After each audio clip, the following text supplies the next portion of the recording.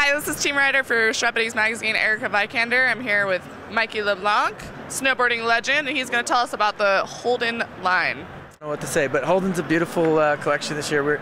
The thing that's fun about it is we do design a collection. We don't really design pieces for a specific person. We try to make a collection that works the whole way through and also works for years to come. So we're not really jumping onto trends. We kind of try to design styles that are timeless. So you can pull it out of your closet in 5 years and wear it with a pant you just bought, and it just works. We're located in Portland, Oregon. We started in 2002. We wanted to make outerwear that was sort of functional but also fashionable. So we wanted to be able to wear it on the hill and then walk to, the city and just walk around and not know you were necessarily wearing a snowboard coat per se.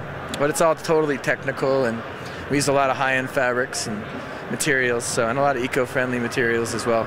100% of the collection this year is, we call eco-friendlier, so recycled linings, blue sign rated factories, all shipped in biodegradable packaging, that kind of stuff. So seems like a lot of companies are taking that approach these days. You kind of have to. Well, we feel like we kind of brought it to the industry. We brought waterproof breathable hemp in 2004, and Burton and Quicksilver and everybody followed suit and copied it, and we feel like we brought that to snowboarding, and we did a lot of the first eco things, and we used to separate it as to part of our catalog. Like, here's our green collection, but we don't even really sell it anymore. It's just part of every piece that you get. I don't think anybody's buying stuff based on that at this point. I agree. It's more of a personal choice from myself and the other owner. So, first collaboration ever this year, which was with Vans. We chose Vans and they chose us because they've been around since 1966, and we all wear Vans and love their product, and we thought to do a boot and shoe with them would be fun. So what we did for the boot is we felt the boots were great looking but a little bulky, so we slimmed down the toe and made it kind of a slimmer fitting boot.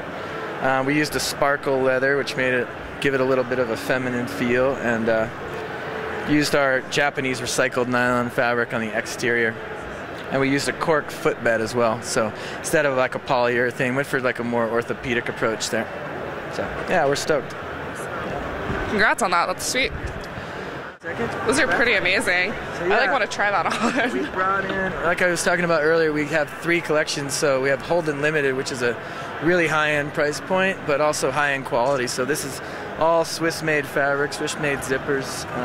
What is this fabric? This is what we're calling the Scholler Phantom Weave fabric. It's kind of an iridescent fabric, but has a great hand feel. And it's also laminated with the Sea Change laminate, which is sort of a Gore alternative, but it's better than Gore because Gore-Tex actually is a static breathability, which is great if you really need ultra-breathable garments. But the Sea Change, the difference is that it actually reacts to your body temperature, so the laminate opens and closes like pores depending on your body temperature. Okay, that's really cool. So here's another, same coat, different fabrication. This is our Toray-made Japanese. This is actually printed in a true kimono factory in Japan, and you've got the shoulder on the sleeves.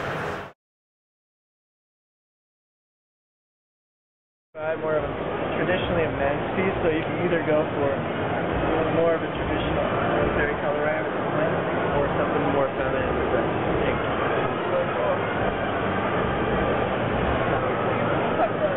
$200 price point, and it's again 100% recycled fabric on the exterior. The interior is 100% recycled lining, and we're using a lining material this year, and it's made from carbonized used coffee grounds. So it's got a couple things. It's really soft and cozy to start with, but what inspired you guys to do that? It's just a good eco way to go. Are they your coffee grounds? No, they're not. I wish they were. It'd probably sell better. I don't drink coffee. I like tea. Okay. Riding shirt for gals, and you can get it in a waterproof hood or fleece hood. We have the same piece for men, but I like the women's one better. I'd probably wear the women's. Yeah, these are little snaps, like buttons. That's fun. Just try to make it look absolutely like a real jean. So this pant will actually wear in like with time and get more natural patina. This year's zippers would really help hit them well. It's there for venting, but it's just try to keep it as true to a true vent. Detail on the sides, a little more punk rock action. And if you look close, it's got a leather-like Oh, yeah. embossed on there. So it's sort of like rocking leather pants. Pretty rock and roll. Double backcountry. Yeah. What's your take on everything? Where do you see the I would say going? look at the Olympic halfpipe women's stuff that went down last year, and I would say that 90% of the pro snowboard guys couldn't do some of the runs the women were doing. And we're talking about pro snowboarder guys that couldn't do those halfpipe runs. So, and I really see that progression being amazing. Some of the girls on the handrails, like Jessica Murray, like doing stuff. I was at a rail this last year in Alaska that there was no way.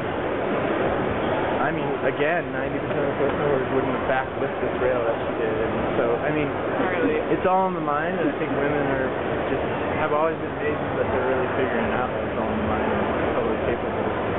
What about like equal pay and stuff? How do you feel about that? Some girls are getting equal pay or more, but I do think it's, personally kind of strange how it's so physically based. Like for a woman, it's much harder than a man. Yeah. A guy can be a pretty boring guy and not good looking and rip on a snowboard and he's in and killing it. But snowboard women, you have to be cute, you have to be truly talented, and you have to be like have all these different attributes to even get paid. So it's kind of annoying, I think, for the guys. Yeah. It kind of weirds me out too. What kind of advice would you give to anyone who's trying to make this career for themselves, or kind of follow in your footsteps? You've done really well for yourself. I think the only advice is just snowboard as hard as you can and let other people do the talking for you. If you really rip, people are going to take notice in your local area. And I always make the analogy of a rock band. Like a good band has to be popular where you're from, and then you blow up. It's like boom, and then someone in the next town starts hearing about you, and you start to really grow as a rider. And that's the best advice. Let people do the talking. You just rip as hard as you can. Good advice. Yeah. What kind of snowmobile do you drive? An old 2002 Skidoo 600. All right.